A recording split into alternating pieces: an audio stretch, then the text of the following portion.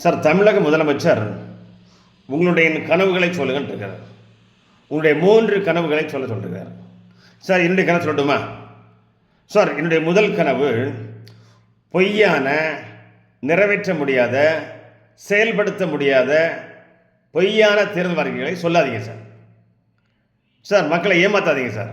பொய் வாக்குறுதி கொடுக்காதீர்கள். என்னுடைய கனவு அது நிறைவேற்றுமா? 1. 2வது சார், 2வது என்ன சொல்கிறீங்க? சமத்துவம், சமச்சீர், சமக்கல்வி, சமத்துவம், சமத்துவபுரம், திராவிட மாடல். சார், இதெல்லாம் ஏமாத்து வேலை. இதெல்லாம் செய்யாதீங்க, இதெல்லாம் சொல்லாதீங்க.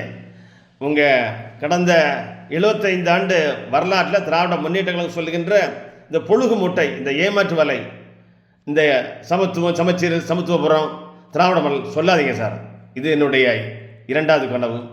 3வது கனவு, நீங்கள் ஆட்சிக்கு வந்து கிட்டத்தட்ட 4.25 வருஷம் ஆயிடுச்சு இல்லைங்களா? இந்த 4.25 வருஷத்தில் முதலமைச்சராக இருக்கிற நான், ஸ்டாலின் ஆகிய நான், இந்த 4.25 ஆண்டுகளில் எந்த வித ஊழலும் செய்யாமல் நியாயமான அரசை, மக்களுக்கான அரசை, மக்களுக்கான சேவையை செய்திருக்கேன்னு உங்கள் அடி மனசை அங்கே அடி வைத்த தொட்டு சொல்லி சத்தியம் பண்ண முடியுமா சார்? ஊழல் இல்லாத அரசை கடந்த 4.25 ஆண்டுகளாக கொடுத்திருக்கிறேன்.